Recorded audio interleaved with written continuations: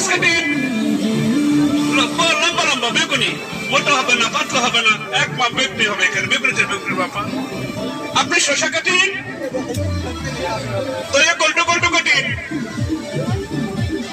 আপনার বাবু chips, potato round shape, আবার পাতলা পাতলা করে। আবার আপনি হানি ডিম, কেরালা, ভেন্ডি, লাউ, কদু, উস্তা, ঝিঙা এখানে কাটা যাবে। আপনি ঘন্টার কাম মিনিট, তাড়াতাড়ি সবকিছু ইজি ফার্স্ট কাটলে এখানে বাবা। সাইড চেঞ্জ, আবার ডিজাইন হবে এখানে দেখেন।